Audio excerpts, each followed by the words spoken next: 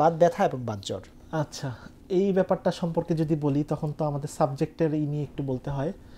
আসলে আমাদের দেশে একটা নির্দিষ্ট সময়ে মানে হচ্ছিল গিয়ে 90 থেকে 2000 2005 সেই টাইমে মনে হয় হচ্ছিল গিয়ে বাত জ্বরের প্রকোপ বা বাত জ্বরের রোগী সবচেয়ে বেশি ধরা পড়েছিল, এবং অনেক মানুষকে, আমার পরিচিত অনেক মানুষকে, এমনকি আমার নিজেকেও এই বাত জ্বরের চিকিৎসা করা হয়েছিল।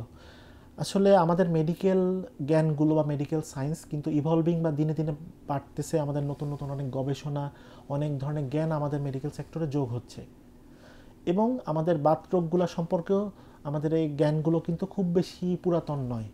আমরা হয়তো 5 সাল 10 সাল, আমাদের সাবজেক্টটাও খুব বেশি আর কি পুরাতন নয়, আমরা হয়তো 15-20 বছর ধরে বাংলাদেশে এই রোগটা নিয়ে গবেষণা বা সাবজেক্টটা চালু হয়েছে। আর রোগীদের কাছে পরিচিত একদমই নয়, আমাদের নতুন হয়তো কিছু কিছু পরিচয় হচ্ছে। সেই সময়ে আমাদের একজন বাত জ্বরের লক্ষণ যদি আমরা বইপত্র অনুযায়ী বলতে চাই, তখন একটা বাত জ্বর স্বভাবত 2 সপ্তাহ থেকে 1 মাস, এর বেশি বাত জ্বরে ব্যথাটা থাকার সম্ভাবনা খুবই কম। জি। 1 মাসের বেশি, 1 মাসের বেশি যদি কারোর ব্যথাটা থাকে তখন বাত জ্বর বলাটা শোভনীয় নয়, বা আমি হচ্ছে বাত জ্বর বলার পক্ষপাতী নই। 1 মাসের বেশি যদি কারো কোনো গিরায় প্রদাহ বা ব্যথা থাকে, তখন বাত জ্বরের পাশাপাশি অন্যান্য বাত রোগের ইভ্যালুয়েশন করতে হবে।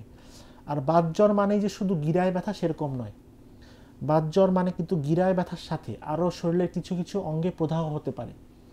এর মধ্যে আমাদের হৃৎপিণ্ডে কিছু সমস্যা, হৃৎপিণ্ডের সমস্যার মধ্যে হৃৎপিণ্ডে কিছু বাল্বের সমস্যা হয়ে থাকে, আমাদের মাথায় কিছু প্রদাহ বা অস্বাভাবিক শরীরে কিছু মুভমেন্ট বা হচ্ছে অস্বাভাবিক শরীরে কিছু নড়াচড়ার সমস্যা নিয়ে আসতে পারে, চামড়ায় এক ধরনের লাল লাল দাগ নিয়ে বাত জ্বরের সমস্যা নিয়ে আসতে পারে।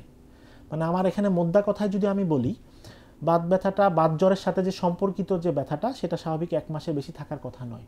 জি। 1 মাসের বেশি যদি কারো ব্যথা থাকে তখন বাত জ্বরের পাশাপাশি অন্যান্য বাত ব্যথার অবশ্যই আছে কি নেই সেটা একজন বাতরোগ বিশেষজ্ঞের কাছে দেখিয়ে সেটা কারণটা বিচার করা অথবা কারণটা বের করা অবশ্যই উচিত।